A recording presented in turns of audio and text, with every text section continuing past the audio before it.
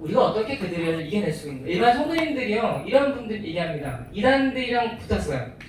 성경으로는 이길 수가 없다는 거예요. 그분들은. 그분들이랑 성경 가지고 싸우면 진다는 거예요. 이길 수가 없어요. 뭐 달달달 외워가지고.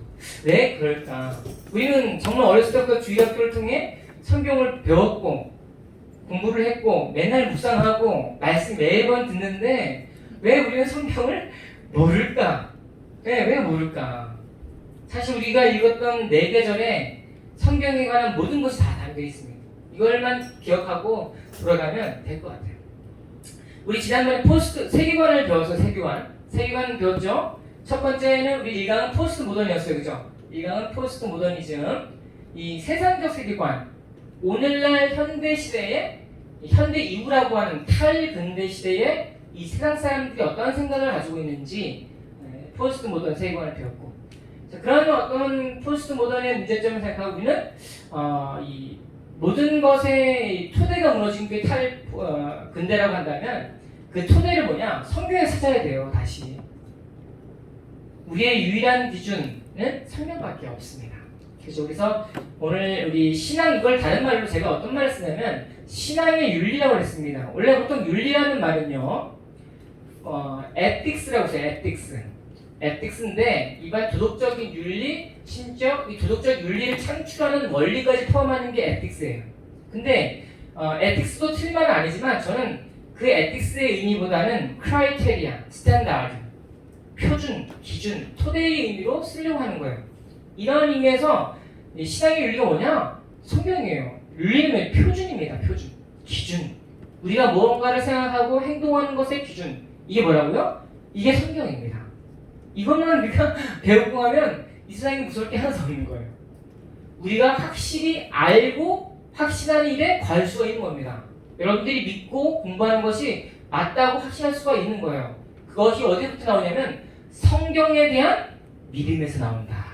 그러므로 성경을요, 하나님의 말씀으로 믿지 못한다면 그의 신앙은 얼마 가지 못합니다. 성경이 하나님의 말씀이라 사실 믿으세요? 믿으시길 바래요. 어떤 분들은요, 성경을 하나님의 말씀을 믿지 않는 사람이 있습니다. 그것을 우리가 뒤에 가서 배울 겁니다. 자, 그래서 우리가 성경이라고 하는 것이 우리의 신앙의 윤리다. 성경이 말하는 데서 가고 멈추면 멈추는 거예요. 이게 왜 중요하냐? 예컨대 퀘스천들이 있습니다. 다양한. 우리 뭐 백악기 시대에 공룡이 있었느냐? 그 이빨이 엄청 큰데 사람이 어떻게 손질했을까? 또 저기 그죠? 빅뱅 이론에 의하면 빅뱅 이론 얼마나 설득력 있습니까? 그죠? 빅뱅 이론에 의하면 별들의 이 우주 폭발에 의해서 별들이 형성되어지는 과정 속에서 그죠? 나타나잖아요. 생성이 되잖아요. 그러면 지구가 상당히 아주 오랜 그런 것이 아니라면 분명히 그와 같은 과학적 관점에서 본다면 같은 조건에 그죠? 같은 환경에서 지구에 생명체가 있다면 다른 곳에도 생명체가 있을 것이다. 외계인이 있을 것인가 말 것인가 이런 질문을 하게 된단 말이죠. 그죠? 이런 식으로 접근할 문제에 있어서 우리 많은 퀘스천도 있습니다. 근데 사실 우리는 성경을 믿으면 모든 것이 다 해결돼요. 성경을 믿으면 모든 것이 해결됩니다. 그걸 우리 꼭 잊지 말아야 돼요. 이게 매우 중요한 겁니다. 자, 그렇다면 이걸 성경을 직접적으로 하기 전에 내가 누구이냐를 먼저 알아봐야 됩니다. 나는 누구인가? 자, 여기 지금 교환을 보시면 나는 누구인가라고 했습니다. 그죠? 우리 언제 나는 누구인가 고민하십니까, 여러분들? 사춘기 때. 여러분들 자녀들이요, 나는 누구이지? 이렇게 고민한단 말이죠. 내가 뭘 해야 되지? 나는 커서 뭘 해야 되지? 뭐가 돼야 되지? 고민을 많이 해요. 하고 싶은 게 없어. 내가 왜 살아야 되지? 천국에 가는 게 뭐가 중요해? 천국이 왜 좋은지 잘 모르겠어. 아니, 천국에 영원토로 산다고? 난 너무 무서울 것 같아. 이렇게 얘기한 친구들 많이 있습니다. 그죠? 저는 대학교 때 나는 누구인가에 대한 고민을 했었어요. 사춘기 때는 그냥 짜증만 내고 화가 나요. 내가 뭘 해야 살아야 될지 잘 모르겠어요. 그냥 대학교 때 그런 고민을 했던 것 같습니다. 자, 나는 누구인가? 이게 알아야 돼요. 여러분들 누구이십니까? 아세요? 모르시겠죠. 잘 몰라요. 우리는 나는 누구다라고 이렇게 정확하게 이야기할 만큼 정형화된 상태에 있지 않아요. 우리는 계속해서 발전하고 거기에 뭔가 추가가 되고 우리는 점점 자라간단 말이죠. 이걸 유기적이라고 하는 거예요. 그래서 우리가 정확하게 난 누구이냐? 답하기 어려운 겁니다. 그걸 쉽게 답할 수 있는 거 사람이 더 이상한 거예요.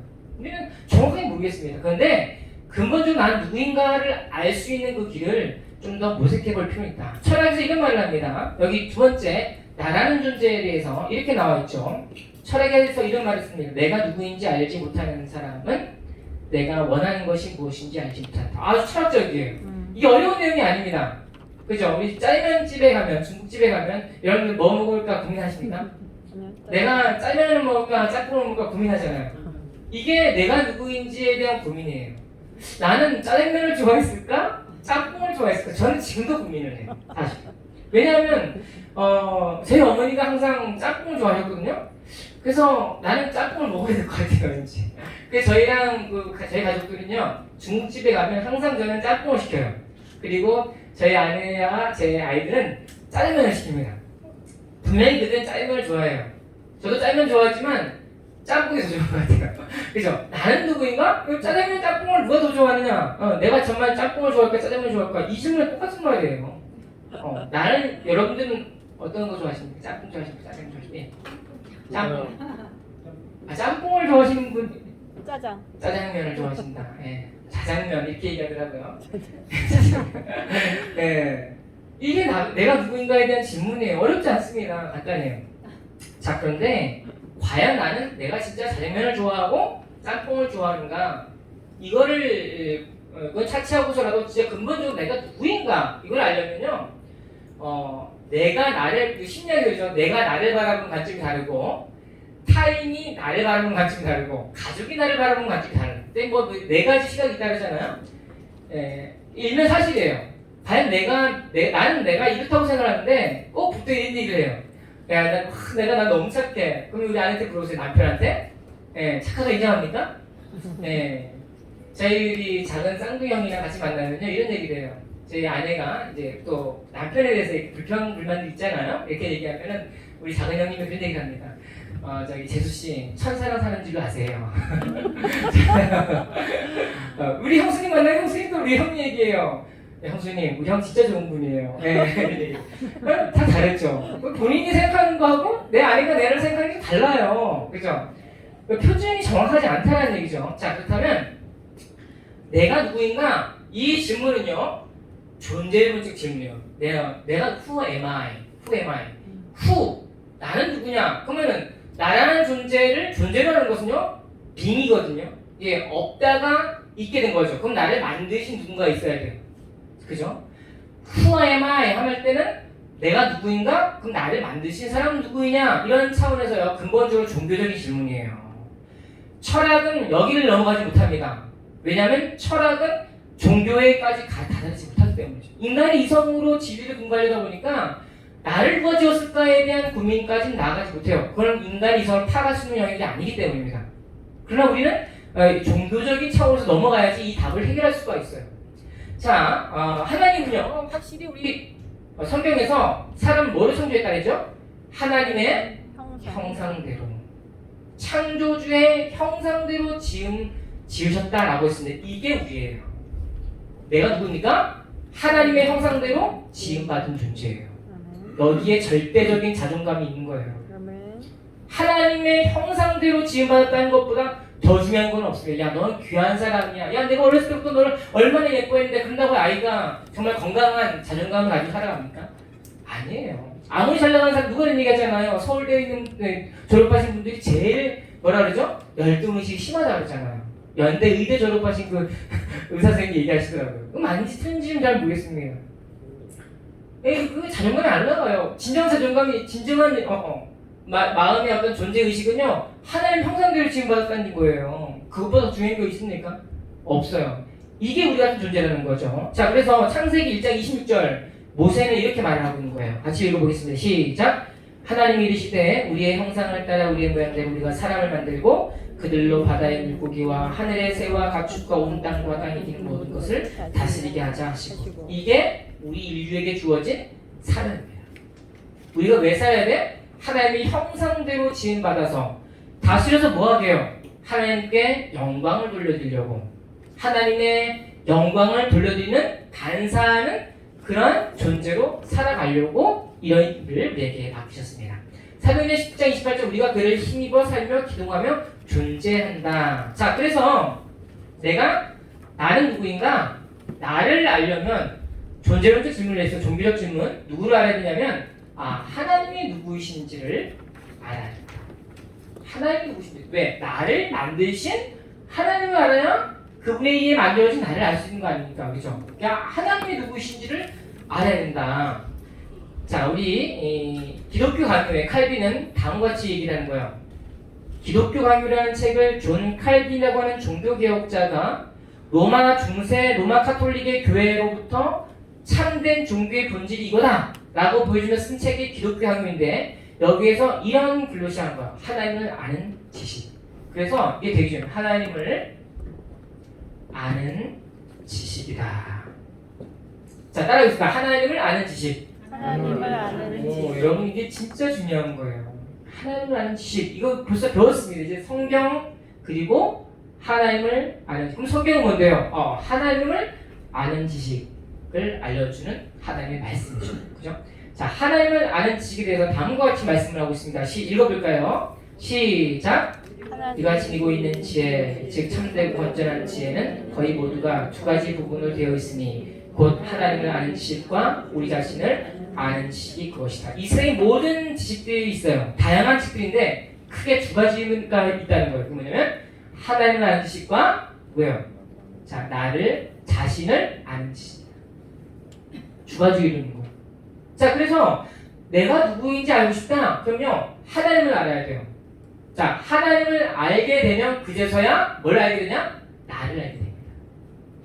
하나님을 알면 나를 알게 돼요. 자, 하나님을 알게 되면 나를 알게 돼요. 그게 두 가지를 알게 돼요. 하나님이 무한히 거룩하시다 알게 되죠. 거룩하심. 그 거룩하심을 알게 되면 우리 어떻게 돼요? 부끄러워요. 죄인이다 알게 돼요. 여러분 진정한 회심은요, 내가 이 죄를 범했기 때문에 양심의 가책이 느껴져요. 이렇게 되면 회심이 일어날까요? 절대 안 이루어져요.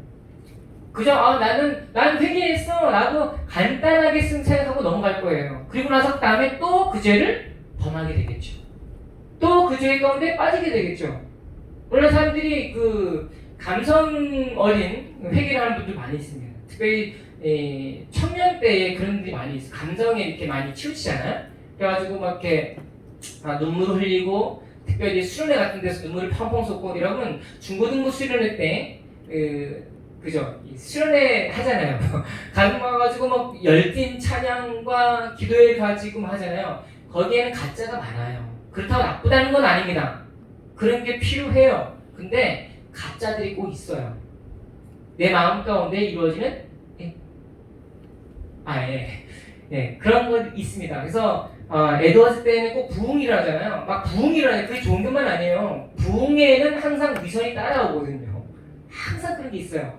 그런 것들을 항상 고민하고 점검해 볼 필요가 있습니다. 이게 뜨겁다고 뭐 이렇게 좋은 건 아니에요. 항상 고민해야 된다. 근데 진정한 회개와 진정한 참회는 뭐냐면 그걸 뭐라냐? 죄인임을 깨닫는 거예요. 이거를 뭐라 그러냐? 회심이라고 얘기해요. 이게 진짜 회심이에요. 내가 죄를 범했구나. 내가 나쁜 짓을 졌어. 다른 사람들에 비교해서 내가 차마 이게 내 집 담지 못할 죄를 범했기 때문에 내가 죄인이다? 진정한 참회가 아니에요. 진정한 참회는요, 하나님의 선하심과 거룩하심과 절대적인 사랑과 그 앞에서 완전 박살나는 게 회심이에요. 우리의 신앙이 거듭하면 거듭할수록 겸손이 어디 나온다 했죠? 겸손은 여기서 나온다는 거예요. 회심의 열매가 겸손입니다. 아무리 우리가 다른 사람들 보기에 도덕적으로 아양을 떨고 내가 그래도 배운 사람인데 교양을 차리는 것 같아도 그건 진짜 겸손이 아닙니다. 그래서 마귀는 이런 거 되게 잘 사용하거든요. 내가 그렇게 나는 아무것도 못해요. 여러분 그 가운데 진짜와 그만이 있을 수가 있어요. 진짜 겸손은요, 이 하나님을 아는 지식으로부터 거룩하심 앞에 내가 완전히 앞서 떨어지는 그 죄인됨을 깨닫는 때에 그제서야 비로소 회심이 일어나게 되고 그에 때는 겸손, 진정한 열매들, 삶의 열매들이 여기 나와요. 그러니까 오늘 사람들이 자꾸 삶의 열매 하죠. 실천 얘기하죠. 근데 이거 얘기 안 합니다. 자꾸 도덕적으로. 칸트도 그런 얘기 다 했잖아요. 너 이제 똑바로 살아야 돼. 윤리적으로. 세상 사람도 한 얘기입니다. 그게 진짜 똑바로 사는 거냐? 하나님 앞에 교만이에요. 하나님 없이 스스로의 의와 행위를 통하여 자신의 덕을 내세움으로 하나님의 교만이죠. 이게 세상에서 이야기하는 도덕과 기독교에서 이야기하는 윤리와의 차이점입니다. 이걸 꼭 기억을 해야 돼요. 이게 진짜 겸손이에요. 우리가 신앙생활하면서 신앙의 연수가 지나가는데요. 점점 교만해질 때가 있어요. 나는 신앙생활이 점점 독시하도 생각하는데 점점 마음이 높아지는 경우가 있습니다. 이거 조심해야 돼요. 진짜 조심해야 돼요. 우리 아이들한테 가르칠 때도 그렇게 이런 부분들을 꼭 가르쳤으면 좋겠습니다. 하나님의 거룩하심. 하나님 거룩하심. 그거 어떻게 하는데요? 하나님 거룩하신 게 아니요. 성경을 통해 안다. 성경을 통해. 우리가 성경을 통해 하는 것은 이게 두 가지 지식입니다. 하나님을 아는 지식과 나를 아는 지식이다. 자, 이런 표준이 필요해요. 그래서 나를 알려면 하나님이라고 하는 표준이 필요합니다. 하나님을 아는 지식. 근데 이 표준이 부재할 경우에 어떤 일이 발생하느냐? 자, 사람들이 스스로 표준을 세웁니다. 제가 말씀을 드렸어요. 같이 읽어보겠습니다. 시작. 우리 마음을 인간의 부패성의 한계 안에만 두는 한 조금이라도 덜 악한 것이 보이면 그것을 가장 순결한 것으로 여기서 기뻐하게 된다. 네, 이게 칼빈의 얘기예요. 그렇지 않아요, 그죠? 저 사람 여러분 그 예전에 한국의 그 유명한 신과 함께라는 영화 나오죠. 그 소방관이 한 사람을 구했는데 지옥에 넣어야 되냐 아니면 천국으로 가야 되냐 그 얘기하면서 불교관이거든요. 그래서 의인이다 이렇게 얘기를 한다는 거예요. 한 사람 구하는 게 의인이냐? 의인입니까? 아니에요. 사도 바울이 얘기하는 모든 사람을 죄인 가운데 가둬버렸어요. 성경이. 아담의 타락 이후에 모든 사람은 죄인 가운데 이게 표준이에요. 이게 기준입니다. 이게 기준이에요. 다 가둘 때는 의인이 없단 말이에요. 의인 없나니 하나도 없다. 그죠? 의인 없나니 하나도 없고 누가 다 죄인이다 하는 거예요. 죄인. 의인이 없어요. 그러니까 스스로 사람들 자꾸 이렇게 다른 사람들과 비교해서 누군가를 위해서 희생하고 열심히 살았고 착하게 사는 사람들을 비교해서 좀 더 괜찮다라고 나름대로 표준을 자꾸 만들어내요. 자기의 만의 표준을 가지고 제시하고 나 이 정도면 잘 살았어. 세상 사람들과 얘기해 보십시오. 다 그렇게 얘기합니다. 내가 이 정도면 잘 키웠고 내가 이 정도면 한 인생 잘 풍미하고 살았다 이렇게 얘기합니다. 거기에 자기 만족 가운데 살아가죠. 그건 올바른 현실이 아니라는 얘기죠. 그래서 마틴 로이드 존스 목사님 아시죠? 마틴 로이드 존스 이제 목사님에서 의사이셨는데 그분이 이런 얘기합니다. 자, 같이 자아 표현을 숭배하는 사주 시작. 자아 표현을 숭배하는 사주에 뿌리를 두는 신앙관은 죄에 대해 철저하게 긍정적입니다. 이러한 신앙관을 가진 사람들은 방어적이라기보다는 오히려 공격적인 방법을 사용합니다. 기독교 신앙이 제시하는 어떤 것에 대하여 저항하는 것이 아니라 일단 기독교 신앙과 그 신앙을 따르는 모든 사람들을 공격합니다. 단순히 자신의 방식을 변화하는 것에 만족하지 않고 자신의 삶이 유일한 가치를 지닌 삶이라고 스스로를 추켜 세웁니다. 그죠? 마틴 로이드 존스 목사님이 이 글을 쓰는데 제가 이야기했던 칼빈을 다 읽어본 거죠. 그냥 쓴 게 아니라 다 읽어보고 개혁주의적 관점에서 설명하고 있습니다.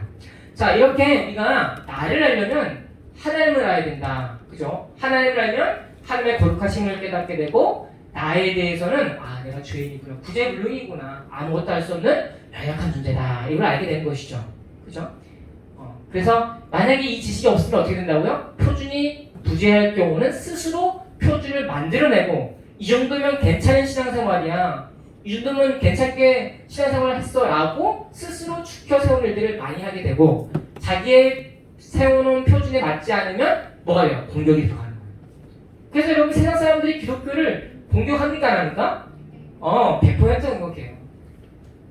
2000년이 지난 지금도 모든 문제가 항상 터지면 모든 원인은 누구한테 찾으려고 하냐면 기독교에 찾으려고 해요. 기독교는 아무리 잘 살아보십시오. 아무리 여러분이 깨끗하게 살고 유재로 깨끗하게 살고 항상 그 답이 변하지 않아요. 왜냐하면 세상의 기준과 기독교의 표준이 다르기 때문입니다. 표준이 다른 거예요. 표준이. 세계관의 표준이 터가 다르기 때문에 어떻게 해서든지 우리가 조금이라도 실수만 보이면 그 틈을 비집고 들어오는 것이 세상의 공격이에요. 그죠? 이건 부인하면 안 됩니다. 오늘날 우리가 나이가 우리 세상 우리가 선하게 사는 사람들한테 칭찬을 얻고 명예를 얻고 그리고 세상은 아름다운 사회로 변할 거야. 절대 예수님도 그렇게 생각하지 않으셨어요.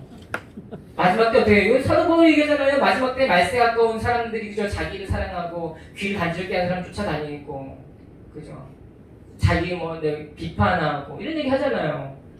성경은 그렇게 나이브한 아주 단순한 소박한 관점으로 세상을 바라보지 않는 낙관주의가 아니에요. 우리 그걸 이해를 해야 됩니다. 잊지 말아줬으면 좋겠다.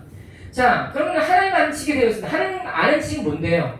우리가 늘 그런 가까운 얘기예요. 이 신학적인 얘기를 하니까 하나님 아는 지식은 불타분하고 뭐 삼위일체고 뭐 이렇게 전지가 뭔데 잘 모르겠어요.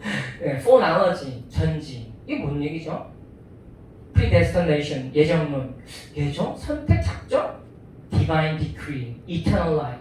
이게 뭔 소리예요? 하나도 모르겠는 거죠. 그러니까 너무 이렇게 불타분한 거 아니냐 이렇게 얘기합니다. 아니에요. 하나님을 아는 지식은 개혁주의는 뭐라 그랬냐? 자, 이거는 일단 이렇게 이해해요. 정보가 아니다. 여러분들이 하나님 삼위일체로 계셔. 성부, 성자, 성령을 함께 계셔. 뭔 소리인지 아세요? 잘 모르잖아요. 그죠? 예수님 하나님의 아들이시죠? 우리 믿어요. 그죠? 예수님 하나님의 아들이십니까? 예수님은 하나님이세요? 예수님은 사람이세요? 하나님이시면서 원래는 성육신 이전에는 하나님으로만 계셨어요. 성육신 한 후에는 신성과 인성으로 연합되어 계셔요. 이해가 안 되잖아요. 이게 복잡하단 말이에요. 그러니까 뭐 딱딱한 거 우리의 삶 가운데 도움도 안 되는 거 뭐로 공부해야 되지? 그거 안 공부하면 다 이단으로 넘어가는 거예요. 네. 근데 우리가 그 좀 이해 좀 접근 방법을 좀 바꿨으면 좋겠다.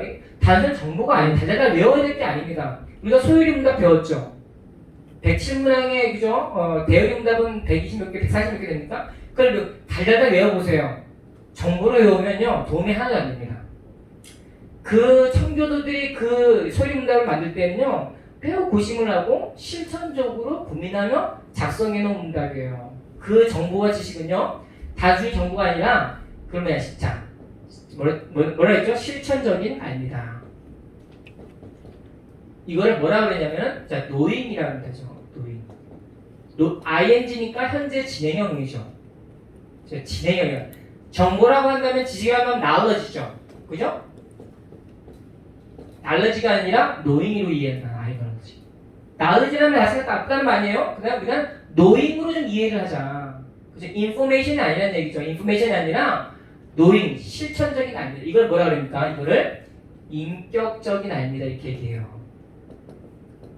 이게 인격적인 알이라는 거예요. 여러분 예수님을 인격적으로 만나셨습니까? 이렇게 물어보죠. 우리가 수련회 때 인격적으로 만났어요? 인격적인 알미 이거예요. 인격적으로 하나님에 대한 지식을 경험하는 거. 이게 인격적인 만남의 의미입니다. 수련회 할 때 우리가 만나야 될 건 이거예요. 수련할 때 뭐 중학교 때부터 대학교 때까지 인격적인 만남 뭐냐면 말씀을 통해 하나님의 어떠하심, 거룩하심과 선하심과 무한하심과 그분의 전능하심 그것도 무한히 오는 거예요. 다윗이 어떻게 됩니까? 다윗이 제가 항상 강조하잖아요. 골리앗을 향하여 나가잖아요. 그 어린아이가 말이 돼요? 인격적인 알무로부터 나오는 힘이에요. 그 전능하신 하나님의 이름 나온다는 얘기잖아요. 그죠? 왜요? 그게 하나님 전능하셔. 근데 난 가운데 하나님 나를 왜 안 도와주신 거지? 이게 아니에요. 우리는 때로 약하기 때문에 그런 회의가 올 때도 있어요. 근심이 들 때도 있습니다. 하지만 우리가 근본적으로 인격적인 알물 할 때는 그런 하나님의 능력 인격적으로 아는 거예요. 노인인 거예요. 실천적인 알이에요. 그 실천적인 알미 있어야 실천이 나온다 그러죠. 실천적인 알미 나와야 내가 하나님을 진정 사랑을 할 수가 있는 겁니다. 예. 자, 그래서 우리 칼빈의 제네바 요리문답의 첫 질문 이런 얘기를 합니다. 사람의 제일된 목적이 무엇인가? 뭐라 그러니까? 시작! 그를 창조하신 하나님을 아는 것이다. 이렇게 얘기를 했더니 한 100 몇 년 지나서 웨스트민스터 소리문답을 만들었던 청교도들이 좀 구체화를 시켰어요. 사람의 제일된 목적이 무엇인가? 답 시작! 하나님을 영화롭게 하며 영원토록 그를 즐거워하는 것이다. 예, 영화롭게 하는 것이다. 나를 지으신 하나님을 영화롭게 그분을 위해 영광을 위해 영광 돌려 드리는 삶을 하는 것이고 즐거워한다. 뭐예요? 즐거워하는 건 즐기는 거예요. 인조이하는 거예요. 여러분 영화에서 인조이라는 뭡니까? 나 너무너무 즐겁게 너의 글을 읽었어. I enjoy your book. 이렇게 얘기한단 말이죠. 인조이. 이게 인조이예요. 우리가 신앙생활할 때 마찬가지 인조이하는 거예요. 예배를 드리는데 즐겨 드리는 거예요. 헌금을 드리는데 뭐예요? 인색한 마음으로 드리지 말지니. 그랬더니 나는 인색한 마음이 있으니까 드리지 않을래. 이건 더 나쁜 마음입니다. 그럴 바에는 저는 이렇게 얘기하겠어요. 인색한 마음으로나마 드려라. 인색한 마음으로 드리면 안 되니까 나는 드리지 않겠습니다 라고 하는 것은 말씀을 역이용하는 것이고 그러니 차라리 인색한 마음이 있더라도 드리십시오. 이게 나았고 더 나은 것은요. 인색한 마음이 아니라 즐겨내는 것 자를 기뻐하신다. 즐겨내는 거예요. 아깝긴 하죠. 아까운 사람이 아깝지 않은 사람이 어디 있습니까? 아까운 마음을 하나님께 드리는 것입니다.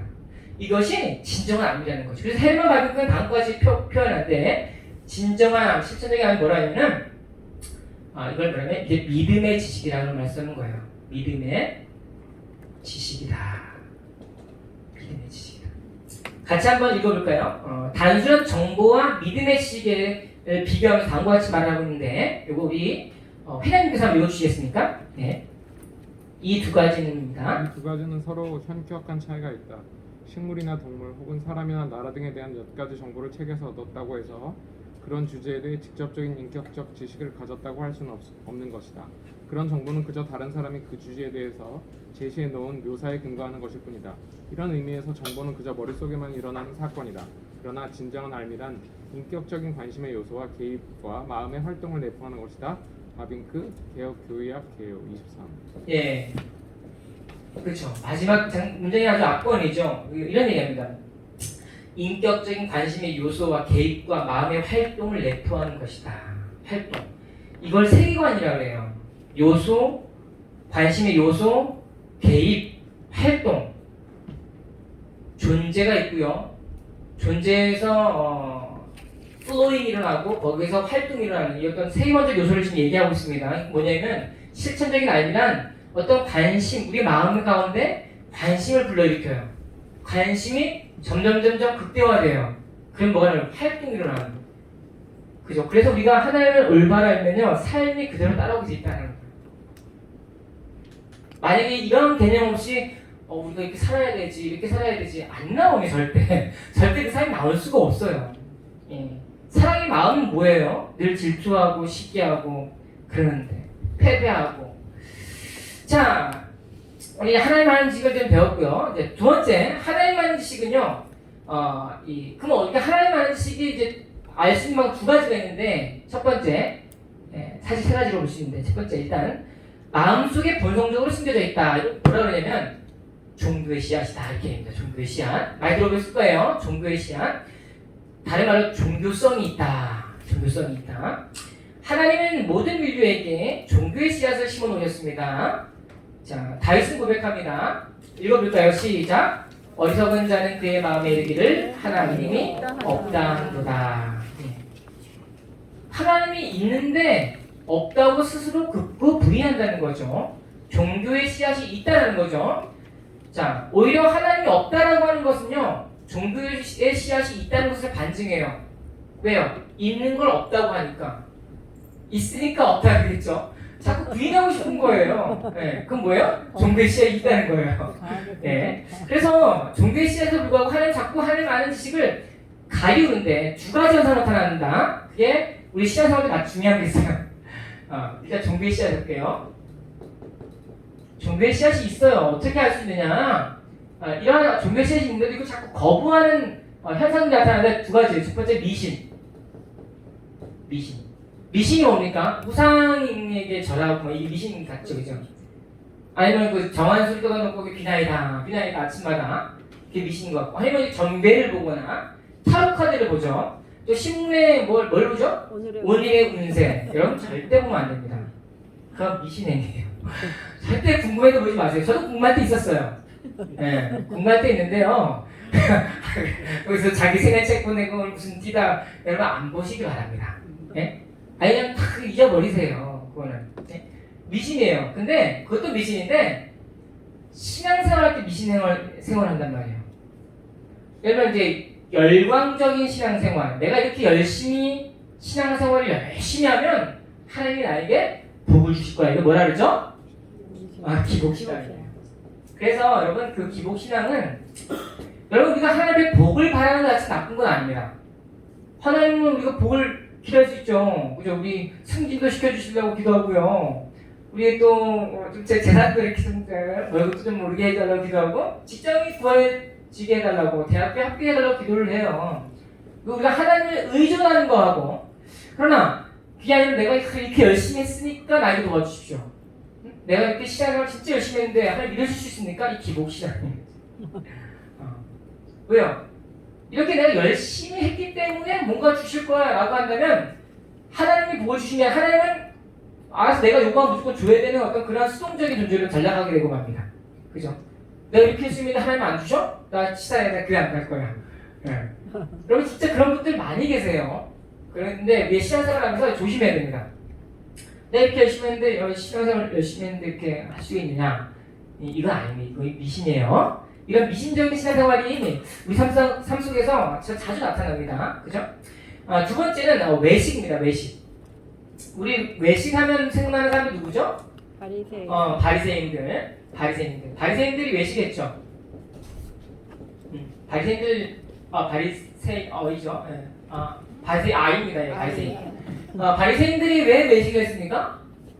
내가 이렇게 자랑하려고, 그죠? 내가 이렇게 열심히 신앙생활하고 납비아칭을 먹고 시장에서 문 안 받는 거 인사하는 거 좋아하고 또 재단 지킬 때 어떻게 돼요? 두 손 들고, 그죠? 전능하신 하나님, 그죠? 이렇게 막 이렇게 생사가 복을 주관하시고 틀린 기도 아니에요. 근데 자꾸 드러내요. 보이려고.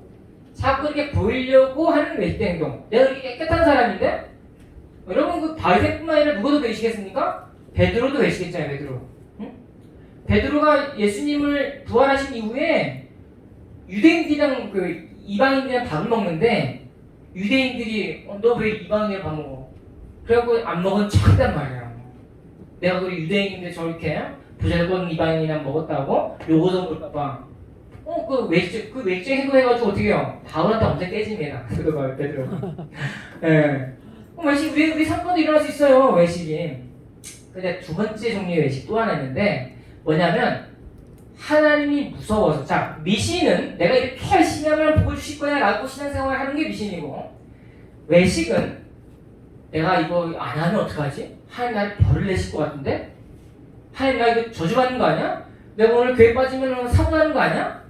알 수도 있겠죠. 근데 여하튼 그렇게 무서워서 억지로 자발적인 마음은 없고 자원하는 마음도 없이 억지로 그렇게 하기 싫은데 억지로 가는 거, 끌려가는 거, 여러분 이걸 외식이라고 해요.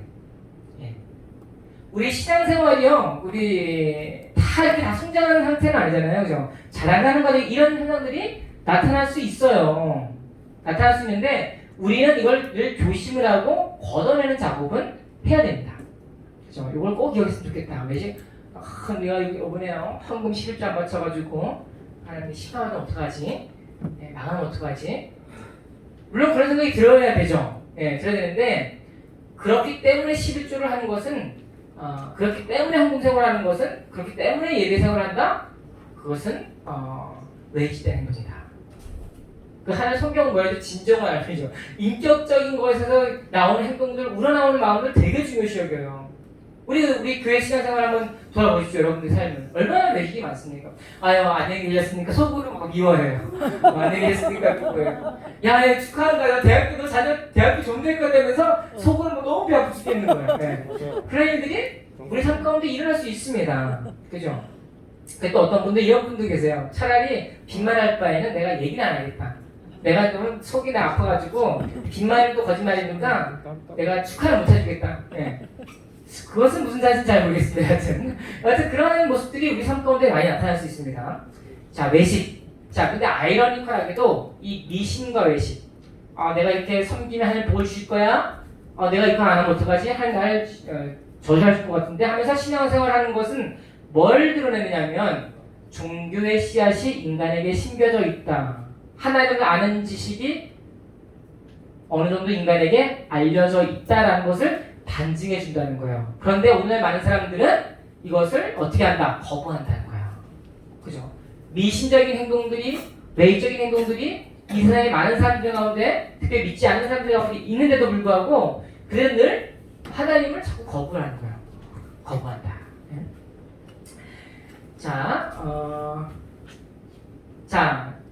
자, 이게 종교의 씨에서 알 수 있고, 자, 두 번째 가보겠습니다. 두 번째는 우주를 창조하신 하나님. 종교의 씨는 사람 마음, 그죠? 이제 두 번째는 외부예요, 외부. 우주의 창조에서 나타나요. 창조는 두 가지인데, 창조와 지탱이에요. 자, 이 세상의 천지 만물을 창조하신 하나님, 창조물들을 보면서 아, 하나님이 계시구나.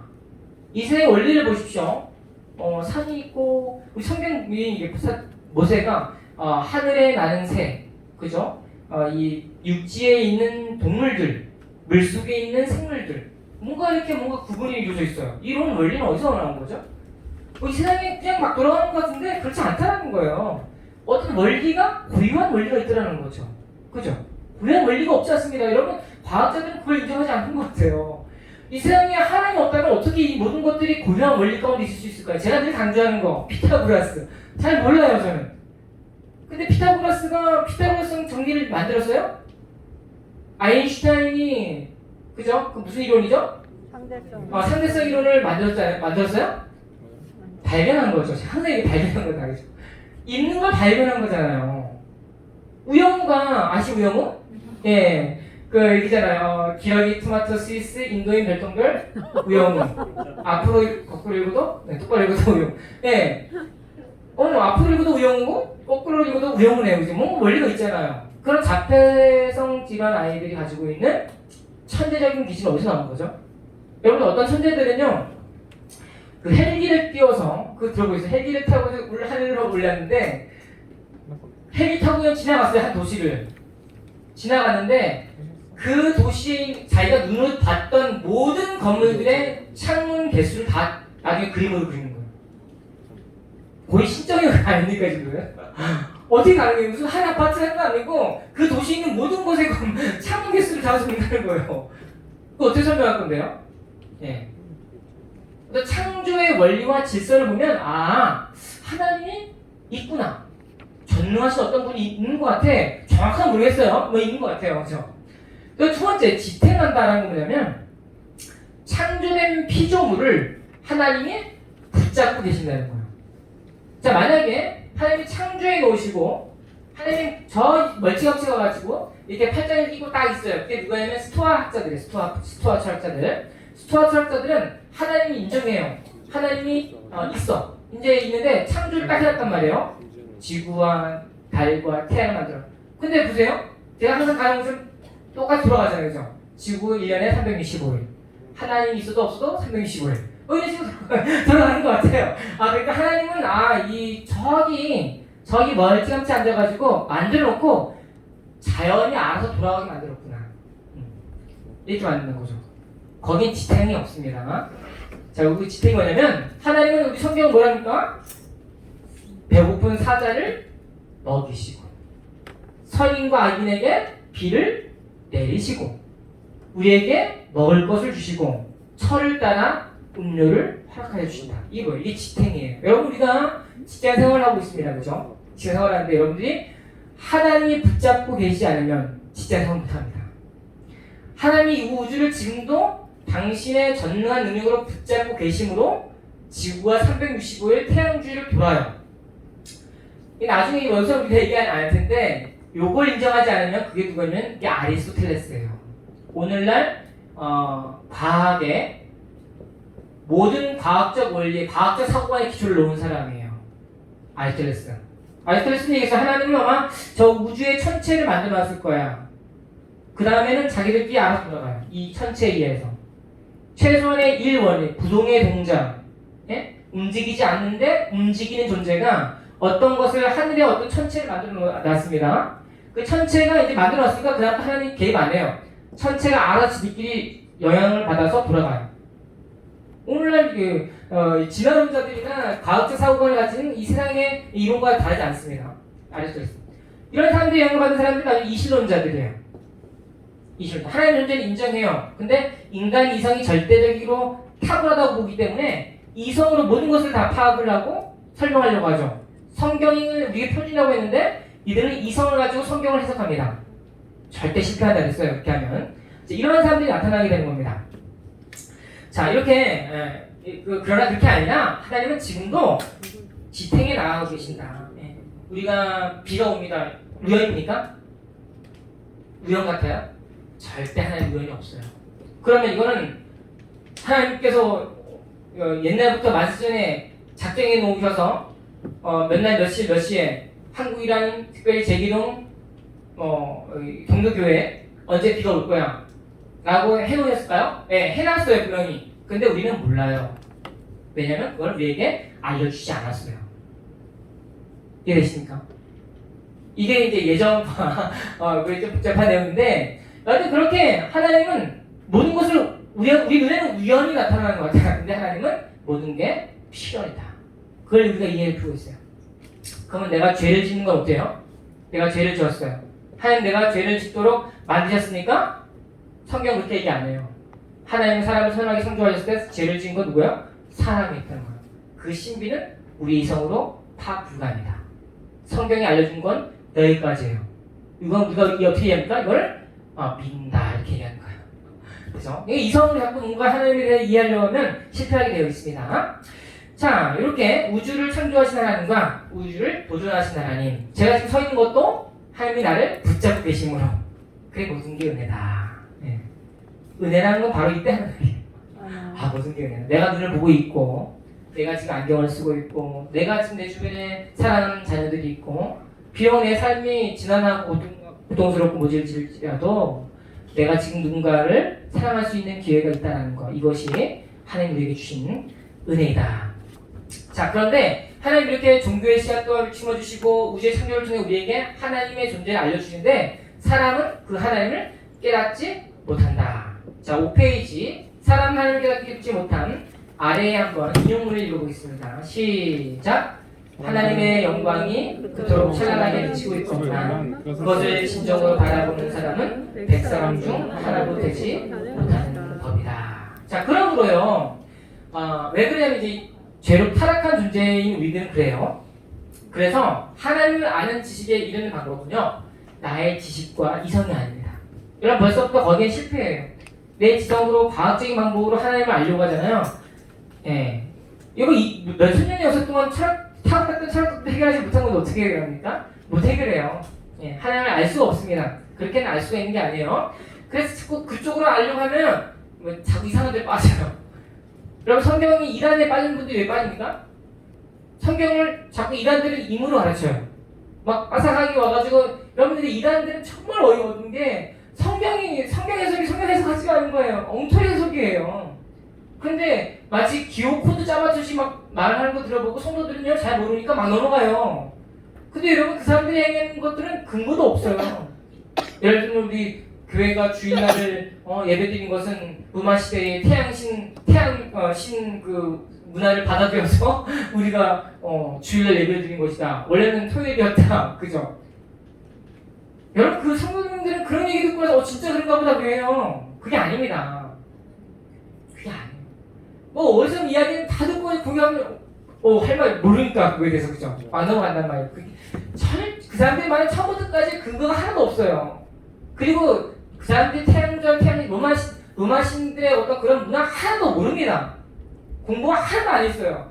그 사람들의 글들을 보시면 완전히 짜집기도 그런 짜집기가 없어요. 엉터리 글이 없습니다.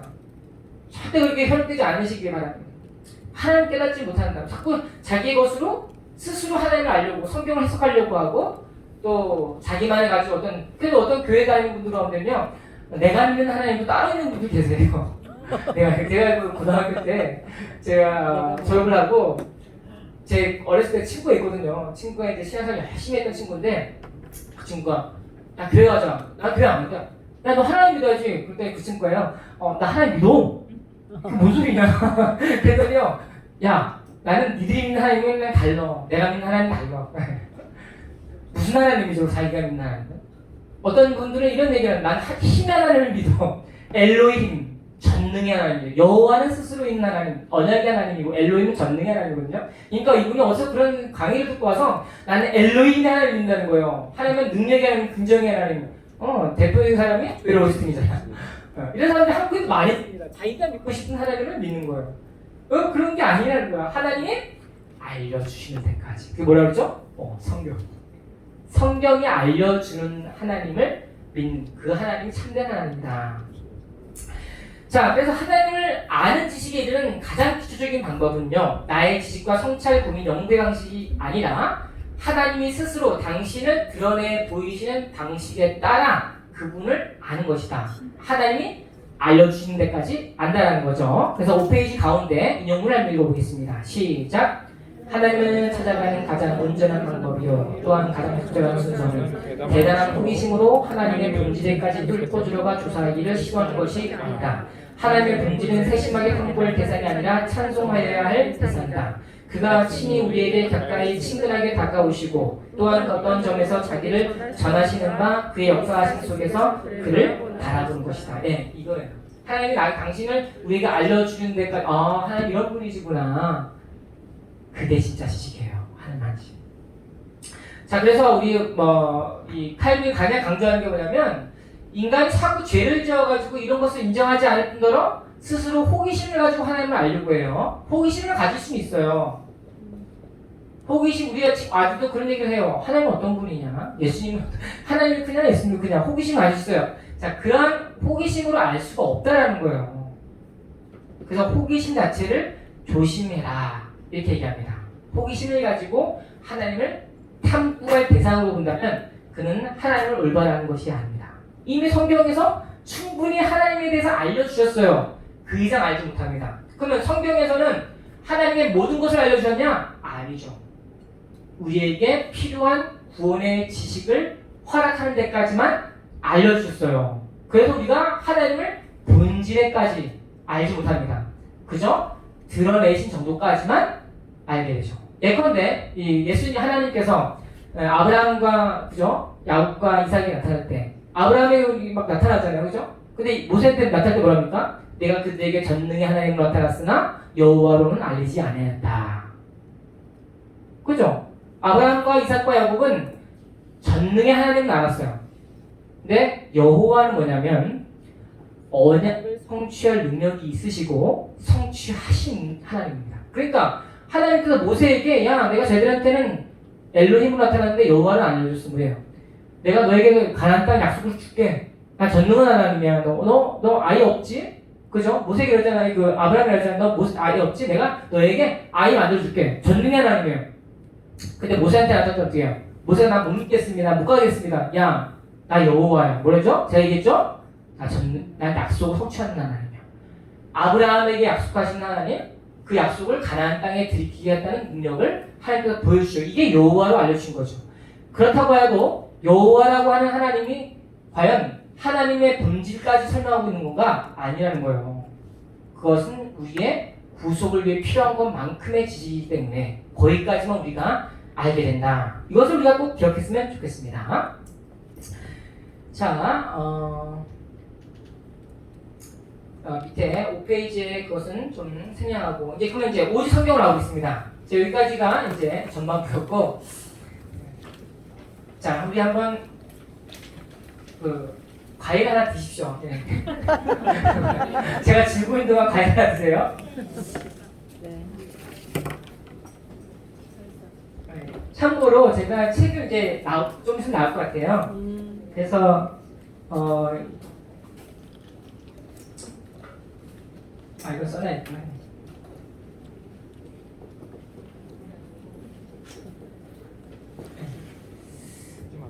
책 이제 곧 솔로몬 출판사라는 출판사인데요. 거기서 이제 계약이 돼가지고 그게 원래 출판하려고 하면은 이제 출판사가 이제 돈을 손해를 보거든요. 그래서 보통 저자가 200권을 사냐고 500권을 찍는데 몇 권? 200권 사야 돼.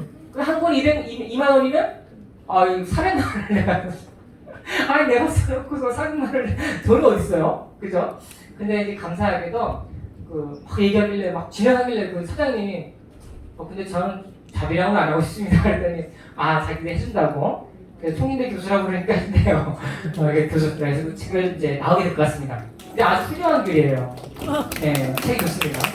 근데 내용이 조금 어려워요. 네, 근데 여러분들이 약속하실 거죠? 다 사실 거라고. 책 페이지 분량은 참고문헌까지 한 460페이지 정도 될 것 같습니다. 그래서 여러분들이 사주신다면요, 제가 개인적으로 영광이라고 생각합니다. 네. 제가 출판사 때 약속했거든요. 저 교회에서 많이 밀어주고 있습니다. 장모님들한테 팔아야지. 네. 만약에 이거 원래 하드커버를 하려고 했거든요. 그랬더니 그분이 하는 말이 한 700페이지 이하는 요즘에 워낙 양장본이 비싸져가지고 자기도 손해보니까 비싸져가지고 재판할 때 좀 보자 이렇게 얘기하시더라고요.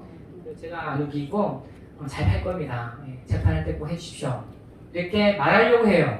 이렇게 알려가는 거. 그래서 여러분들이 좀 많이 응원해 주시고 기도해 주셔서 정말 이게 책 쓰는데 힘들었어요. 이게 한 140페이지 정도 분량은 실상 1년 전에 썼던 논문들 몇 개를 좀 수록을 했고 그리고 이제 본격적으로 쓴 것은 요번 5월 한 중반부터 제가 준비를 해서 썼습니다. 그래서 밤에 정말 쉬지 않고 썼어요. 근데 정말 잘 썼어요. 제목이 뭔지 아세요? 자, 개혁주의의 역사, 어거스틴의 성. 어거스틴 초대 교부거든요. 430년에 죽었는데 353년 출생.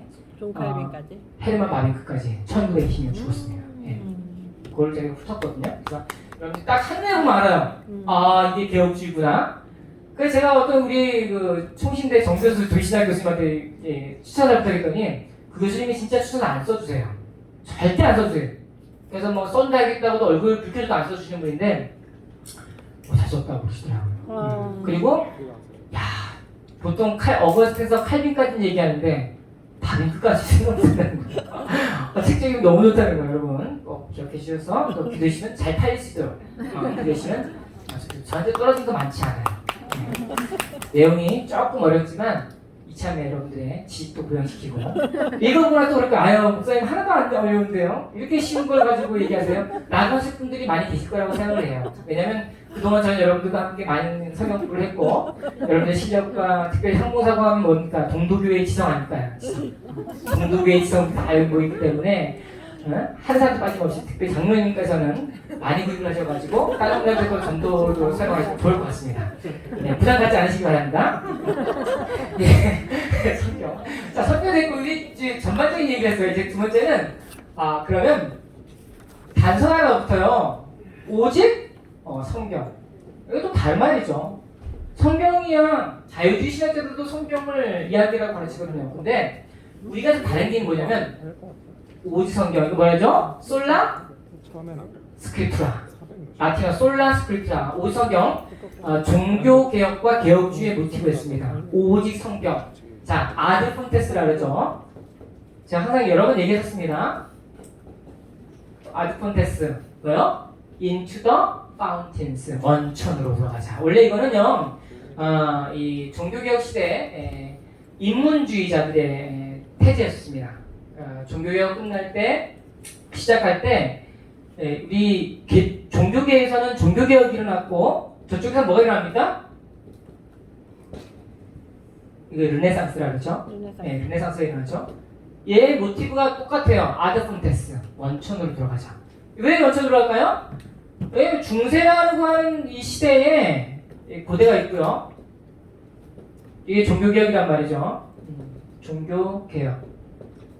이제 근대를 알고 있고 있는데 중세라는 애들이 막 희한한 걸 만들어 놓은 거예요. 교회가 이상해가지고 번역본도 막 이상한 번역본을 막 쓰고 뭐 막 해석을 막 자기 마음대로 해석하고 구석 달아놓고 그동안 이거 가지고 다 공부를 했단 말이죠. 그랬더니 르네상스가 보니까 중세라고 하는 그 교회가 너무 우리의 눈을 어둡게 만들었어. 원천으로 들어가자. 원천. 고대는 도대체 뭘 얘기했는지 원전 읽자. 원전. 라틴어로 원전을 읽고 헬라어로 원전 읽고 히브리어로 원전 읽자. 원전을 읽어야지 번역하는 거 읽어. 이게 아드폰테스입니다. 종교도 마찬가지 아드폰테스. 그러니까 뭐예요? 종교개혁은 중세가 만들어놓은 교회의 거짓 왜곡된 교리 말고 원천인 성경으로 돌아가자 하면서 이제 히브리어와 헬라어 원어를 주로 공부를 하기 시작을 했고 거기로부터 많은 중세의 문제점들을 파악할 수가 있었다. 원천으로 보니까 중세가 만들어놓은 교리들이 다 거짓 교리예요. 그러면 성인 숭배, 우리는 이상하다 생각하지만 당시는 당연한 거였습니다. 루터가 회심하기 전에는 자기가 번개마을 떠나들 때 성 안나, 만스펠트라고 하는 그 지역에 아이슬레빈이라고 하는 강부들이 있었던 소위 말하는 이제 성모 마리아의 어머니로 추정되는 성인을 숭배했었어요. 이런 사람들이 당연한 거였습니다. 그리고 면제부 마찬가지죠. 면제부가 우리가 여러 번 강의했죠. 내가 요만한 쪽 종이딱지인데 돈 주고 사면은 죄가 사야지고. 특별히 연옥들이 뭐 연옥가 애들은 아무리 예수를 믿어도 안 돼요. 구원 못 받아요. 예수를 믿어도 안 되고 마리아의 기도를 해야 되고 그래도 안 되니까 연옥에 가서 엄청나게 고통을 받고 그제서야 천국 간단 말이죠. 그러니까 이 사람들의 마음을 동심을 자극을 해가지고 너희 부모님이 다 연옥에 가서 고통받고 있어. 이거 사면 당장 너희 부모님들이 천국으로 올라갈 거야. 부모님만 아니면 앞으로 지을 죄까지도 마찬가지예요. 내가 앞으로 20년, 30년 후에 지을 죄까지도 사면 다 해제해줘요. 누가? 교황이. 교황은 무슨 권위로 그러면 그 면죄부를 합니까? 성인들이 쌓아나온 공덕으로. 성인들은 너무 거룩하게 살았기 때문에 수도회 활동을 하면서 자신의 선행으로 벌써 구원받았어. 그 남은 선행이 있다는 거예요. 그 남은 선행을 끌어다 누가 씁니까? 교황이 써요. 그거를 면죄부에 담아 파는 겁니다. 왜요? 그래 교황은 그만큼 탁월한 존재라고 보는 거죠.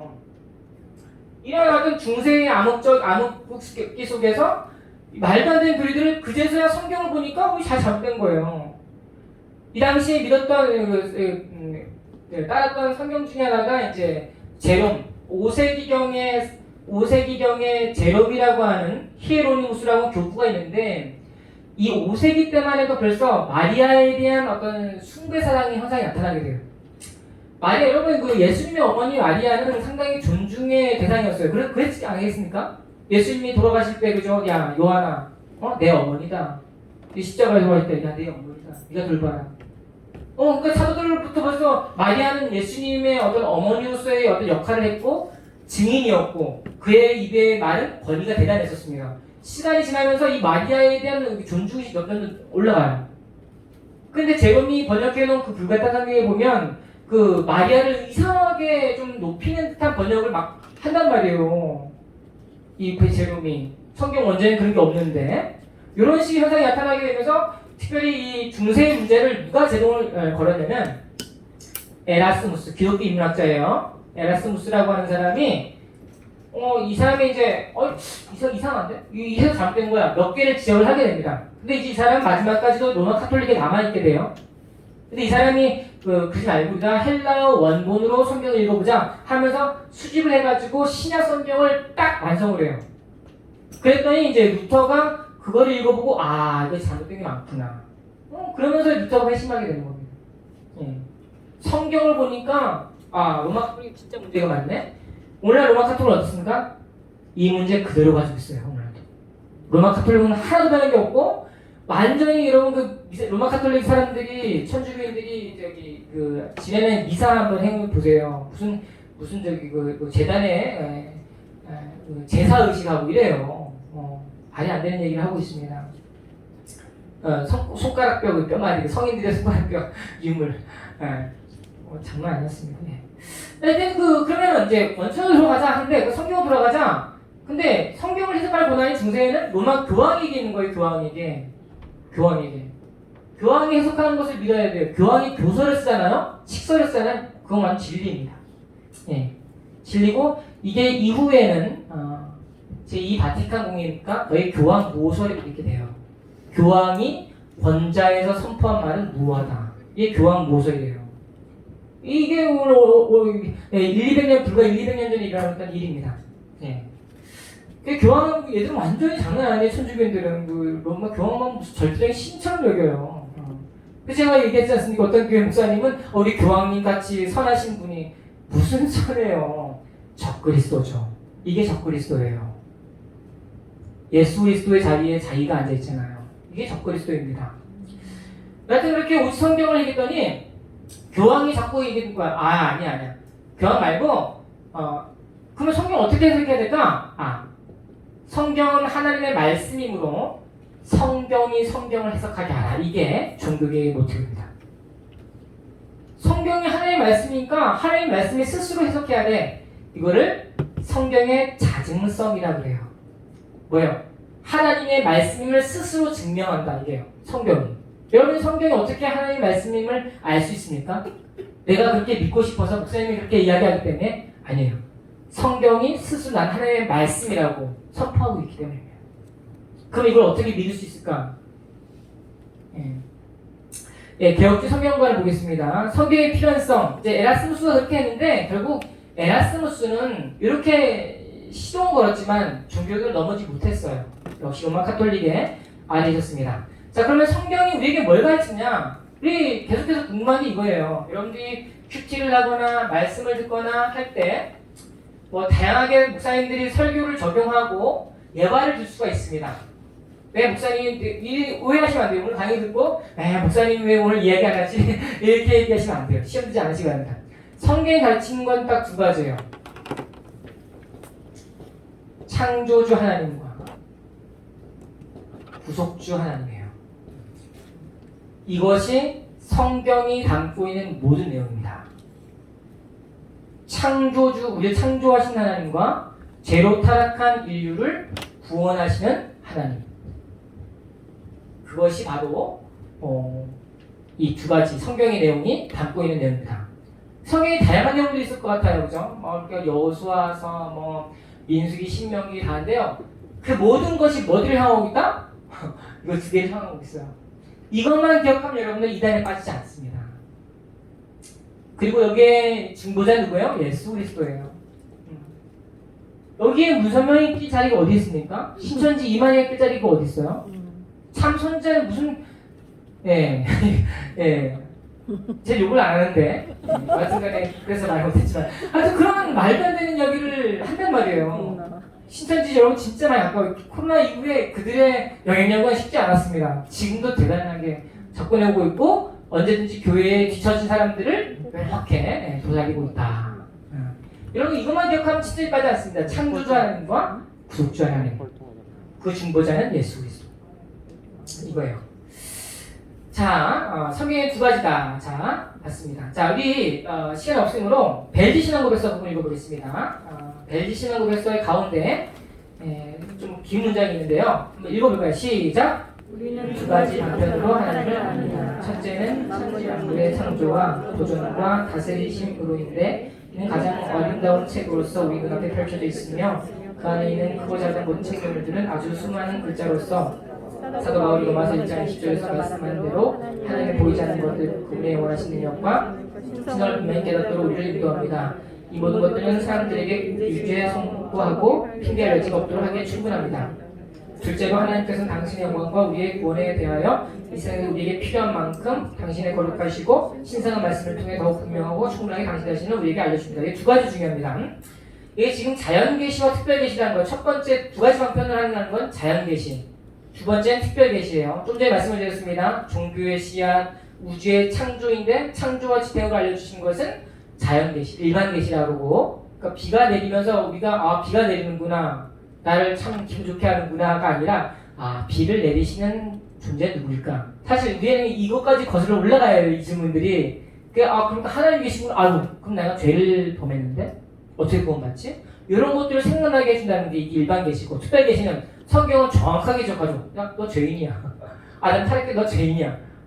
성경을 통해서 안다는 건데, 중요한 건 성경이 뭐예요? 하나님의 영광과 우리의 구원에 대하여 두 가지겠죠. 하나님의 영광과 창조주 하나님, 우리의 구원을 위하여 구속주 하나님. 이 거에 대해서 두 가지로 크게 얘기하는데 어떻게 하냐? 단서가 있어요. 우리에게 필요한 만큼. 두 번째, 신성한 말씀을 통해서. 두 가지가 중요합니다. 성경을 읽을 때 두 가지 중요해요. 자, 우리에게 필요한 만큼. 좀 전에 있습니다. 호기심으로 하나님을 접근하면 실패한다. 조심해야 된다 했습니다. 항상 일하는 데는 호기심이 있어요. 호기심은 금물다. 자, 우리 기독교 일간 1장 1권 6장 1절 이게 우주를 지신 분들 읽어볼까요? 시작. 우주를 지신 하나님의 성경 속에서 우리에게 분명히 계시되어 있고 우리가 그에 대해서 생각해야 할 것이 거기에 계시되어 있으므로 우리가 마치 미로 속을 방황하듯이 어떤 불확실한 신을 찾느라 헤매고 다닐 필요가 없다는 사실을 보여주는 데 있는 것이다.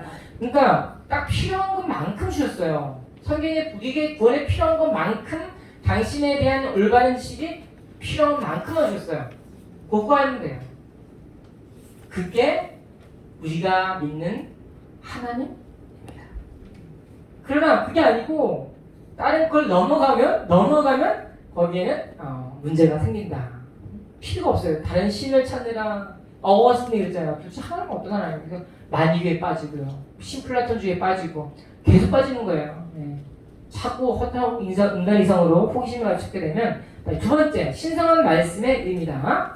신성한 말씀이라는 것은요, 성경의 무오한 성격을 이야기하고 있습니다. 성경에 기록된 하나님의 역사들을 평가할 때 우리의 부패한 판단이 아니라 영원한 진리의 규범으로 받아들여야 한다라는 거죠. 말씀에서 벗어나면 안 된다는 겁니다. 시간 없으므로 바로 넘어가고요. 성경의 권위를 보겠습니다. 그러면 성경을 어떻게 신적으로 하나님의 말씀이라고 믿을 수 있느냐는 거예요. 그리고 그런 얘기 하지 않습니까? 이거 하나님의 말씀을 어떻게 믿어? 다 지어낸 이야기 같은데. 그죠? 모세 바다를 가르는 일이 어떻게 일어납니까? 세상 사람들한테 물어보세요. 믿어집니까? 교회 다니는데 안 믿는 분도 있어요. 그래서 여러분, 제가 또 잊어먹었네요. 그 이집트 홍해 가르는 영화 나온 거 뭐였죠? 네, 이집트의 왕자 옛날에 만화로 나왔고 그 이후에 나왔던 엑소더스다. 늘 생각이 안 나요, 그 단어가. 나이가 있어가지고. 네, 하여튼 그 엑소더스에서 홍해가 갈라지죠. 근데 처음에 모세가 어떻게 합니까? 모세가 홍해를 사람들 끌고 가려고 해보니까 어떻게 이 민물과 썰물의 차를 이용해서 물이 낮아진 데를 미리 산다서 해보잖아요. 근데 실패하는 거죠. 그래서 안 되겠다 싶었는데 어떻게 해요? 회오리 바람이 불면서 어떻게 됩니까? 갈라졌어요? 아니요. 한쪽만 막혔죠. 거기까지 설명해서 회오리 바람이 불어가지고 그 영화 제작자는 그것까지 인정한 거예요. 회오리 바람이 불어가지고 그래 불었으니까 진짜 강력한 바람이 진짜 불다 치자. 그러면 저쪽 바닷물은 멈춰설 수 있겠지. 멈출 수 있잖아요. 세게 부르니까. 그런데 갈라지는 건 불가능해요. 아무리 회오리 바람이 센다고 한들 어떻게 바다가 갈라지는 상태로 그대로 있을 수 있냐고요. 그럼 바다가 왜 갈라졌습니까? 회오리 바람이 갈라졌어요. 아시죠? 성경을 읽어보시면 동풍을 불게 하셔가지고 바람에 의하여 바다를 가셨다 이게 나와요. 성경에. 그러면 그 회오리 바람은 그럼 우연인 거냐? 아니죠. 하나님이 하신 거예요. 하나님 하셔서 가셨는데 그 엑소더스에서는 반짝만 갈라요. 성경을 어떻게 이해합니까? 자꾸 인간적인 이해로 성경을 해석하려고 하는 거죠. 예, 여하튼 그렇게 성경을 좀 인간 이성으로 안 믿어지니까 자꾸 잘못된 왜곡된 해석들을 내놓습니다. 자, 그렇다면 성경이 어떻게 신적으로 하나님의 말씀인 것을 알 수 있느냐? 일단 기본적으로 생각해보자는 거예요. 이성적 증거. 이게 다는 아닙니다. 이성적 증거. 성경의 고대성. 성경은 아주 오래됐다. 성경보다 오래된 그 기록물이 거의 없을 정도입니다. 그리고 완벽한 상태로 보존됐어요. 거의. 그죠? 다양한 사본들의 발굴을 통하여 거의 글자의 차이 거의 없는 거예요. 점의 차이가 몇 개 있을 거 차이가 없는 거예요. 야, 어떻게 이렇게 보존될 수가 있을까? 그래서 당시에 마소라 학자 같은 사람들은 몇 대에 걸쳐가지고 평생의 직무가요, 성경을 기록하는 거였습니다. 그래서 마소라 학자들이 이제 그들은 의문을 다 알았거든요. 히브리서는 모음이 없기 때문에 자음만 있어야 아시죠? 가나다라 마바사. 그죠? 이게 학교에 갔다 할 때, 히읗, 그다음에 기역, 이응. 이게 뭔 뜻이에요? 학교에 이렇게 쓸 수 있고, 그죠? 뭐 이렇게 있잖아요, 그죠? 근데 그들은 그걸 보면 알았어요. 다 외웠단 말이에요. 근데 이거를 이제 나중에 그들은 발음 교는 알았습니다. 발음할 줄 알았어요. 근데 나중에 모음 체계가 발전하면서 여기에 모음을 달아요. 그래서 히브리어에 모음이 많은 이유인데, 여하튼 그런 그들의 피나는 희생의 노력으로 인해서 이 성경이 보존이 돼요.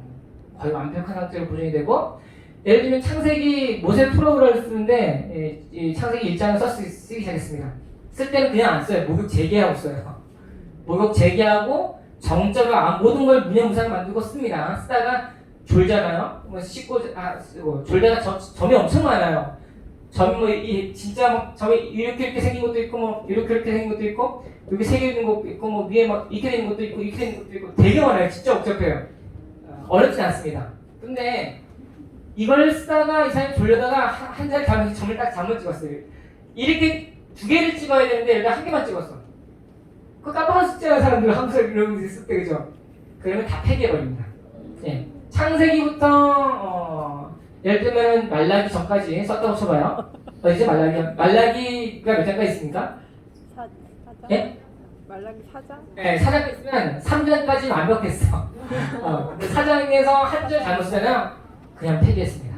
예. 평생 몇 대에 걸쳐서 그 일만 했어요. 피난을 얘기했습니다. 여하튼 왜 그렇게 했을까요, 그들이? 하나님의 말씀을 믿었기 때문이죠. 이거는 신성한 하나님의 말씀을 믿었기 때문에 그런 일들이 있었습니다. 일단 고대성이 있다. 두 번째, 성경이 보존된 것 말씀을 드렸고, 성경의 내용 보니까 삼위일체 여러분 아시죠? 우리 삼위일체 하나님 성부, 성자, 성령 이게 뭐지? 여러분 이 삼위일체는 이 세상에 없는 개념이라는 거예요. 여러분 그 삼위일체는 세상에 없습니다. 보세요. 성부가 있고 성자가 있고 성령이 있어요. 근데 한 분이라는 거예요. 이거 어떻게 한 분이지? 네. 그러니까 어떤 사람이 이해 안 되니까 성부는 이렇게 본 거고 성자는 저쪽 면에서 본 거고 성령은 이쪽 면에서 본 거예요. 이렇게 얘기하시죠. 그러니까 틀려요. 이건 그 삼위일체가 아니죠. 예. 그래서 한 분이신데 또 세 분이라는 거예요. 이게 풀 수 없는 신비예요. 그래서 삼위일체를 여러분 이성으로 풀면 실패합니다. 성경이 삼위일체를 말하고 있으므로 그냥 믿는 거예요. 이 개념은 세상에 없는 개념입니다. 이 세상에 절대 찾을 수가 없는 개념. 이런 개념을 누가 만들? 인간이 도저히 생각해도 이런 개념 만들 수 없다는 거예요. 왜냐하면 인간이라는 존재는 시간과 공간, 환경의 영향과 제한을 받아요. 사람에게 없는 개념을 만들어낼 수가 없어요. 삼위일체 개념이 그렇다는 거죠. 이런 내용을 볼 때 분명히 이거는 하나님의 말씀인 것이 맞다. 성경의 진실성, 성경에 있는 기록자들은 있는 그대로 얘기해요. 우리 보통 미워하죠. 조상들이 훌륭한 일만 했다 미워하는데 안 미워해요. 다윗이 바세바에 넘치는 사건을 있는 그대로 적어요. 있는 그대로 적습니다. 야곱이 또 그 위에 누구죠? 유다가 자부랑 그죠? 자부랑 뭉침하잖아요. 자부랑 이런 거를 뭐가 리얼하게 덮질 않아요. 있는 그대로 적어요. 네, 그렇게 하고 또 기적, 성경에 있는 기적들, 선자들이 예언했던 말씀이 성취된 현상들 절대 하나님의 말씀이다 라고 하는 거죠. 자, 그러나 아무리 그런 것들이 있다고 하더라도 성경이 하나님의 말씀이라고 믿어지는 것은 아닙니다. 두 가지가 더 중요한데 첫 번째는 성경의 증거이 중요한데 첫 번째 그것은 객관적 증거예요. 객관적 증거. 좀 전에 얘기했던 거는 뭐냐면 좀 이성적 증거가 있고 이게 있어요. 그러니까 너 그 성경 하나님의 말씀이라고 인정해라 이런 거죠. 정 못 믿겠지? 이걸로 이거 인정해도 안 믿어져요. 그랬더니 더 중요한 건 신적 증거가 있어야 돼요. 신적 증거는 두 가지예요. 객관적 증거, 주관적 증거. 객관적 증거는 뭐야? 우리가 했던 거예요. 성경의 다정성입니다. 성경이 스스로 객관적으로 자신의 하나님의 말씀이라고 선포해요. 객관적으로. 그런데 아무리 성경이나 하나님의 말씀을 선포해도 믿어집니까? 안 믿어져요. 주관적 증거는 누가냐면 성령의 증거입니다. 그래서 이런 경우를 뭐라 하냐면 이걸 이제 말씀의 영이라는 말을 이때 쓰는 거예요. 네, 말씀의 영, 예수 그리스도를 하나님의 아들로 믿게 한다 할 때는 아들의 영이에요. 이렇게 쓰는 겁니다. 근데 오늘날 이란들이 이상한 말을 써요. 이런 거 갖다가 막 자기 마음대로 막 쓰잖아요. 자기가 뭐 참선지하고 뭐 아들의 영 갖다 얘기하고 막 얘기하는데 그건 말도 안 되는 얘기예요. 예. 주관적 성령의 증거. 성령이 뭘 증거한다고? 성경이 하나님의 말씀이라는 것을 누가? 성령이 증거합니다. 이게 진짜 중요해요. 우리 주일학교 아이들부터 청년부에 이르기까지 성경이 하나님의 말씀을 믿는 사람은 성령의 내적 증거가 있는 사람이에요. 근데 믿는데 스스로 믿지 않는다고 얘기하는 사람이 있을 수 있습니다. 근데 이 중요한 건 성령의 가장 독보적인 역할, 사역은요, 막 초자연자 계시를 내려주거나, 뭐 이렇게 갑자기 뭐 이상한 빛을 주거나 막 계시를 주는 게 아니에요. 성령은 말씀을 떠나서 사역을 하지 않습니다. 그죠? 예수님 그러잖아. 내가 곧 가면은 보혜사 성령을 너에게 보내줄 건데 그가 나에 대해 증거할 것이다. 예수님 말씀하셨거든요. 이게 성령이에요. 근데 오늘날은 성령론을 성령 신비주의로 봐가지고 신비주의로 성령 하나님께서 나에게 오늘 감동을 주셔가지고 오늘 빨간 넥타이 입고 가라고 그렇게 얘기하는 거 있단 말이에요. 그게 아들의 말씀이요. 성령의 증거고요. 성경이 하나님의 살아계신 신적으로 무한 말씀이다. 성경은 뭐예요? 무한 하나님의 말씀입니다. 이것을 벗어나면 다 끝나는 거예요. 오늘날 자유주의자는 성경이 무한 말씀이 아니에요. 성경은 막 사람들이 지어낸 이야기에 온갖 가설과 서로를 짬뽕시켜놓은 하나의 인간의 저작물에 불과한 거죠. 이렇게 얘기하는 사람도 있습니다. 그래서 성경이 영감이 중요합니다. 마지막인데 몇 가지 영감론이 있어요. 기계적 영감설. 기계적 영감설은요, 옛날에 이 초창기에 그 믿음의 선배들이 지혜했던 건데, 자, 하나님께서 영감을 주셔가지고 사람은 그냥 기계야. 기계가 너 여기 써. 알겠습니다 하고 손들이 막 쓰는 거죠. 실제로 그런 경우 있어요. 성경에는 이제 사도 바울이나 이렇게 표현을 다윗이나 이런 사람들이 표현할 때 그분이 나의 혀에 그죠? 갑자기 들어올리죠. 현자들을. 그분이 나에게 이렇게 몇 날 며칠에 하나님의 말씀이 내게 임하였다. 이 선자들이 기억합니다. 그런 경우는 기계적일 수 있어요. 근데 성경의 모든 저자들이 다 기계적이냐? 아니라는 거죠. 자, 두 번째, 이원론적 영감론은 뭐냐면 신앙을 다루는 신앙의 요소의 내용을 담고 있는 내용은 영감했지만 나머지 역사적인 사건이나 이런 것들은 영감하지 않았어요. 그건 그냥 저자들이 알아서 막 지어내거나 완벽하지 않은 것들 가지고 막 써놓은 것에 불과해요. 자, 그렇게 되면 이제 이원론 쪽이 되는 거죠. 뭐가 문제냐? 어떤 부분을 그러면 성경이 기록했고 성령이 기록했고 어떤 부분을 인간 저자가 기록했는지 구분하기 어렵습니다. 불가능해요. 그게 틀리다. 동력적 영감설은요, 하나님을 매우 친밀하게 아는 사람이 하나님에 대해서 영감을 받아가지고 자기 마음에 막 쓴 거죠.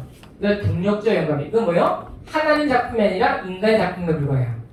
그죠? 어떤 지사님 저한테 그래요. 이 목사님은 하나님께 가장 가까운 분입니다. 물론 목사님이 하나님과 가장 가까운 분입니까? 아니에요. 어떤 그렇게 이야기하는 분이 그렇지 않습니다. 동력은 틀리고. 실제주의 영감설은요, 성경은 온갖 오류로 가득해요. 칼 바르트 같은 사람이 이제 대표적인데, 막 짬뽕이 다 섞어놨어. 근데 내가 어느 순간 성경을 읽다가 말도 안 되는 성경인데 성령이 나한테 임하셔가지고 이 말씀이 믿어지기 시작했어. 그제서야 이 말씀이 하나님의 말씀, 그전에는 하나님의 말씀이 아니었는데 내 마음 가운데 하나님의 말씀으로 믿어지면 이게 하나님의 말씀이 된다.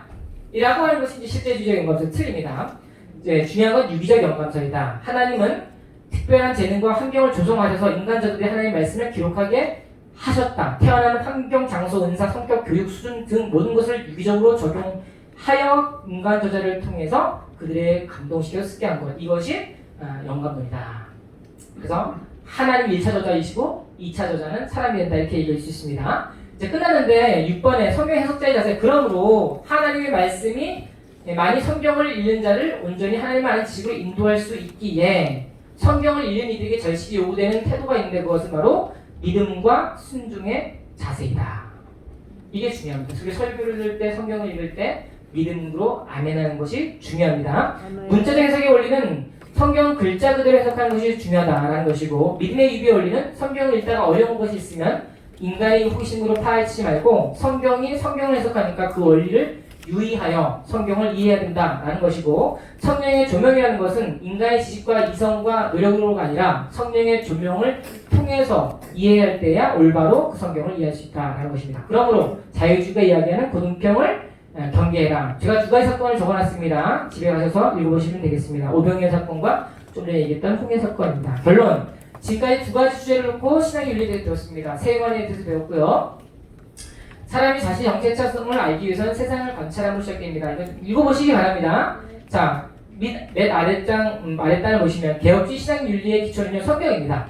우리 믿음의 개혁주의 신학자들이 사용했던 신학의 자료는 모든 진리의 기준과 윤리, 표준의 최종권은 성경이라고 믿었습니다. 성경을 기초로 만들어진 신앙고백서와 교리문답서들은 이단을 막아낼 뿐만 참된 올바른 삶의 교리, 즉 경건의 교리를 산출했습니다. 이렇게 성경을 올바로 믿는 것이 이단을 대적하고 우리 삶 가운데 실천적으로 올바른 삶을 배태할 수 있는 중요한 원천이 된다는 것을 꼭 믿으시고 우리 자녀들에게 가르쳐주시면 감사하겠습니다. 기도하겠습니다. 하나님 감사합니다. 오늘 성경에 대해서 신앙윤리의 표준, 성경에 대해서 배울 수 있게 해주시니 감사드립니다. 이제 있는 모든 상봉사공 지체들에게 이 진리를 꼭 믿음으로 나아가게 도와주시고 성령의 감화와 내적 증거를 통하여 더욱더 성령을 확고히 붙들고 이 세상의 다양한 교리들과 이상한 이야기들의 허탄한 우상과 이야기들을 또 족보 신화에 빠지지 않고 오직 하나님의 말씀을 아멘으로 화답하고 순종하고 그 말씀만을 꼭 붙잡고 나아가는 복된 주의 자녀를 다 될 수 있도록 도와주시옵소서. 옵소서 예수님 이름으로 기도합니다. 아멘. 아멘. 감사합니다.